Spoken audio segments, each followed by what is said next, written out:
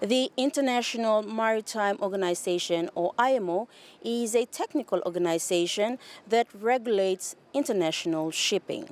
And at COP28, negotiations are happening in regards to the global greenhouse gas emission mechanisms, especially in this sector. And Marshall Islands is at the forefront of this for the Pacific region. The Marshall Islands is one of the largest registries in the world, and we do take that obligation quite seriously. IMO becomes one of the few spaces where we have a larger than normal voice, and in having that privilege, we feel that we have to raise the issues of the islands, particularly within the IMO, as an important sector for all of us. We understand that shipping is our bloodline or our lifeline, and everything that comes to our region comes through shipping. But we also understand that shipping contributes 3% of global emissions. And as a large registry state, we want to use that voice to ensure that IMO steers and align itself to the commitments that our Pacific leaders had championed back in Paris, under the Paris Agreement, calling for a 1.5 alignment.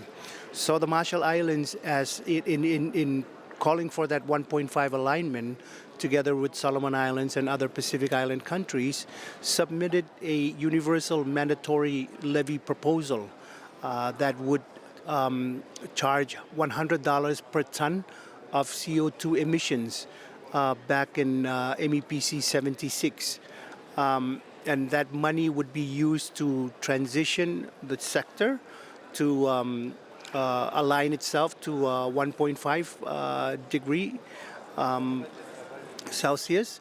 But also we feel that a majority of that money should come back to the vulnerable countries, such as those in the Pacific, to continue to build their resilience from the shipping's dirty past. Representing the small islands development states in the Pacific region, the Republic of Marshall Islands Ambassador to South Korea and the Presidential Special Envoy for Maritime Decarbonization, His Excellency Ambassador Albon Ishoda, stated with the existential impacts of climate change faced in the region, shipping can continue to play its pivotal role in the global economy, including ensuring the flow of essential supplies while also addressing longer-term sustainability goals. There is an opportunity for us to continue to raise the issue in these COP meetings.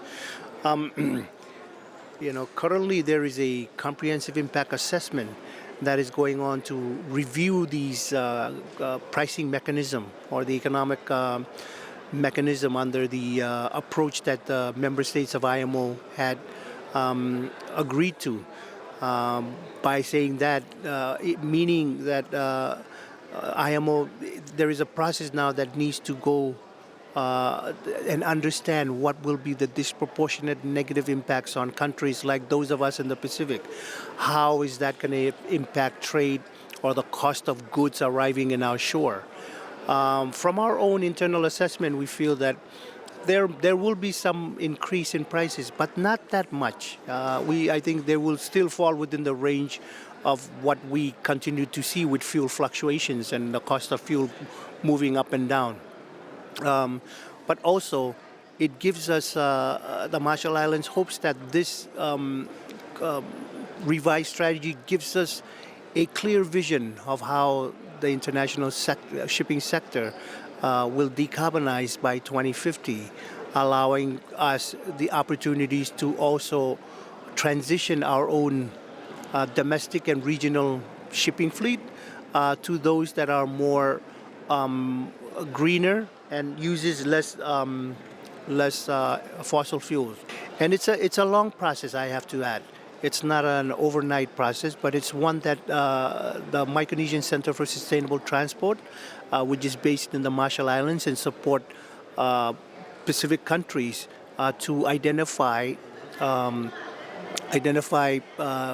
national transport objectives and priorities, particularly in the maritime sector, and help connect or help devise strategies to achieve support for these different countries.